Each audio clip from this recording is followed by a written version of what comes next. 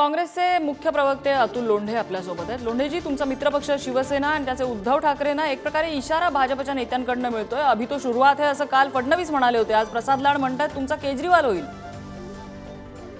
बरोबर आहे। प्रसाद लाडांचा किरीट सोमय्या झालं तर बरं होईल। आता किरीट सोमय्या कोणाचे प्रचार प्रमुख आहेत?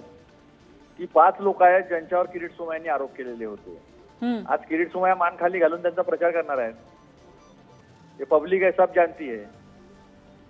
त्यामुळे प्रसाद लाडांना सांगावं की तुमचा किरीट सोमय्या होईल, जरा जपून राहा।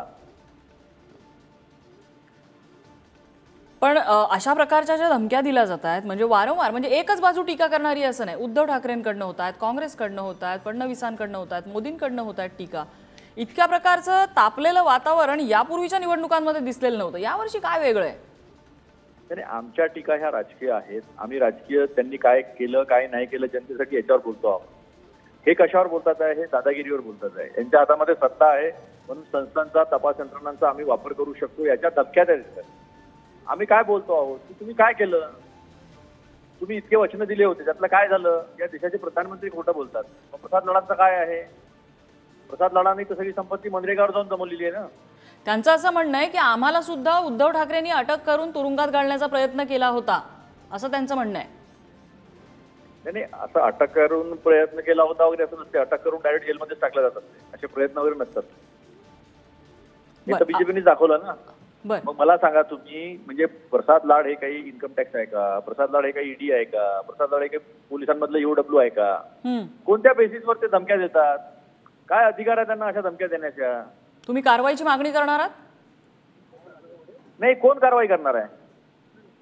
मिलिट्री उनकी, पुलिस उनका, सब कुछ उनका। कौन कारवाई करणार आहे? कारवाई या देशाची जनता करताय। या देशाची जनता त्यांना मतपेटीतून त्यांच्यावर कारवाई करणार आहे।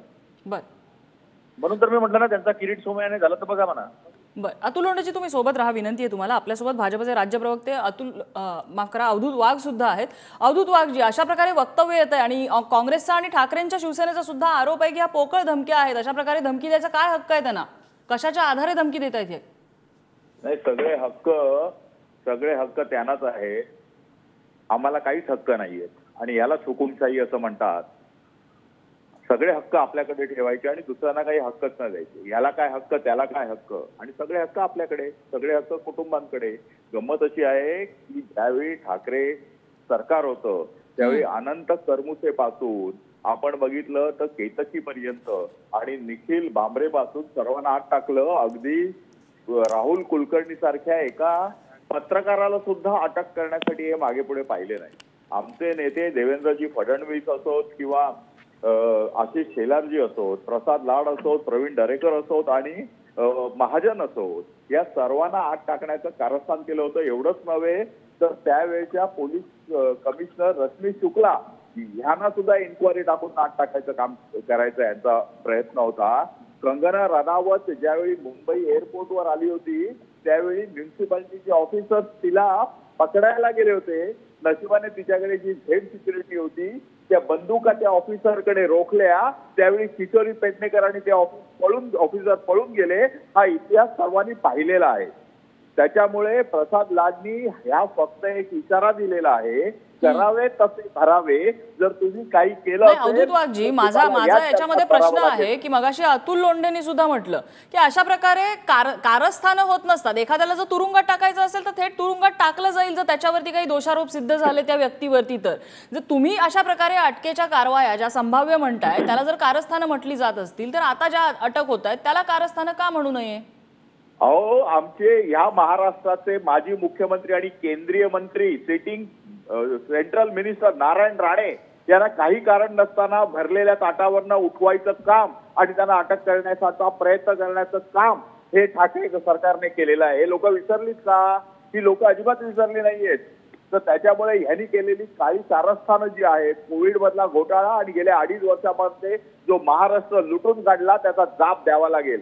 आणि राहिला प्रश्न प्रसाद लाडांचा, तर प्रसाद लाड हे आमचे नेते आहेत आणि त्याने केलेलं जर भाष्य असेल तर नक्कीच विचारपूर्वक केलं असेल. एखाद्याला जसं आधीचं कळतं तसं प्रसाद लाडांना कदाचित आधीचं पुढचं कळलं असेल, त्यामुळे त्यांनी ते वक्तव्य केलं असेल. अतुल लोंढेंची मी थोडक्यात प्रतिक्रिया घेते. आपल्यासोबत सुनील प्रभू सुद्धा आहेत. शिवसेनेने त्याला गांभीर्याने घेण्याची गरज आहे. बरं ठीक आहे. आपल्यासोबत सुनील प्रभू सुद्धा आहेत. मात्र अतुल लोंढेंची मी एक छोटीशी प्रतिक्रिया घेते आणि त्यांच्याकडे जाते. अतुल लोंढेजी.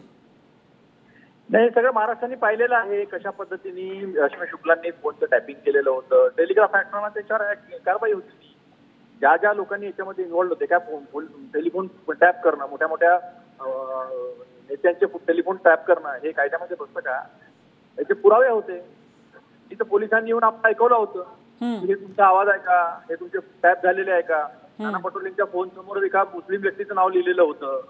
कुठे गेला तो पेन ड्राईव्ह? यांचा जो पेन ड्राईव्ह होता ना ट्रान्सफरचा, जेव्हा रश्मी शुक्लाच होत्या ना कमिशनर पुण्याच्या, बिटकॉईनचं केव्हा झालं होतं? त्यांच्या विरुद्ध एका PSI आयवनी कसं काय हे दिलं होतं की मला फोन टॅपिंग करायला सांगितलेलं आहे. गुलाबामध्ये आहे ना FIR. या सगळ्या गोष्टी ज्या आहे या लोकांसमोर आहे, त्यांचा ह्या वापर करतात हे सिद्ध आहे. कोण आहे प्रसाद लाड? काय ते काय एखाद्या तपास यंत्रणेचे प्रमुख आहे का? किरीट सोमय्या पहिले सांगायचे की आज यांच्याकडे रेड होणार आहे, उद्या इन्कम टॅक्स त्यांच्याकडे जाणार आहे, उद्या ED त्यांच्याकडे जाणार आहे. देवेंद्र फडणवीसांना आम्ही ट्विटवर पाहताना पाहिलं आहे की ECIR फाईल करा. जसं FIR करतो आपण तसं ECIR ED करते. ते ट्विटरवरून आदेश देत होते. कोण आहेत ते? हे सगळं पाहिलेलं आहे जनतेनी आणि म्हणून आता पायाखालची वाळू घसरत आहे. त्यामुळे या स्तरावर आलेले आहेत. देशाचे प्रधानमंत्री खोटं बोलतात, मॅनिफेस्टो बद्दल खोटं बोलतात. त्यांना प्रश्न विचारले सांगत नाहीत ते उत्तर, पण जनतेमध्ये येऊन खोटं बोलतात. 10 वर्षाचे प्रधानमंत्री असलेले ते वरपासून खालपर्यंत सगळेच खोटं बोलतात. बरं, अतुल लोंढेजी धन्यवाद. आपण पुढारी न्यूजला प्रतिक्रिया दिली त्याबद्दल. आपल्यासोबत सुनील प्रभू आहेत, ठाकरेंच्या शिवसेनेचे आमदार. सुनील प्रभूजी, प्रसाद लाड यांचं वक्तव्य एक प्रकारे इशाराजन्य वक्तव्य आहे हे की उद्धव ठाकरेंचा केजरीवाल होईल.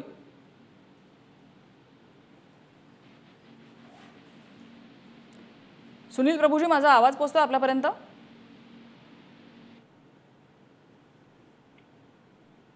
काही तांत्रिक अडचणींमुळे त्यांच्यापर्यंत आवाज पोहोचत नाहीयेत. अवधूत वाघजी, सगळेजण खोटं बोलतात, वरपासून खालपर्यंतचे सगळे नेते खोटं बोलतात असा थेट आरोप आहे तुमच्यावर. मी काय म्हणतो, ह्या देशामध्ये न्यायालय अजून जिवंत आहेत आणि न्यायालय, सर्वोच्च न्यायालय असतो, हायकोर्ट असतो, ते आपली जजमेंट देत असतो. जर आम्ही खोटारडे आहोत असं असेल तर हेमंत सोरेनला आज पकडून आणि त्याला तुरुंगात टाकून 3 महिने झाले, त्याची अजून सुटका झाली नाही. म्हणजे सर्वोच्च न्यायालय आणि हायकोर्ट पण खोटं बोलतं का? अरविंद केजरीवालला अटक केली त्या गोष्टीला आता 5 आठवडे होऊन गेले. आजही अरविंद केजरीवाल जे मुख्यमंत्री आहेत आणि त्यांना लाच पण नाहीये की त्यांनी मुख्यमंत्री पदाचा राजीनामा दिलेला नाही. आणि आता सर्वोच्च न्यायालय खोटं बोलतंय का? सगळीकडनं यांनी फटके खाल्लेले आहेत. आणि मगाची मी जर म्हटलं की जर तुम्ही काही केलं नसेल तर तुम्ही घाबरायचं काय कारण आहे? तुम्ही सरळ सरळ पुढे आलं पाहिजे आणि म्हटलं पाहिजे हिंमत असेल तर अटक करा, हिंमत असेल तर अटक करा. हे का नाही बोलत आपण? सगळीकडे मी मर्दाची औलाद आहे तर इथे पण मर्दपणा का नाही दाखवत आणि सांगत तुमच्यात हिंमत असेल तर अटक करा, हे बोललं पाहिजे. उगाच कोल्हेकोई करणं, आणखीन नुसती रडारड करणं हे योग्य नाहीये. मर्दाच्या औलादीने मर्दासारखंच सामने पुढे आलं पाहिजे.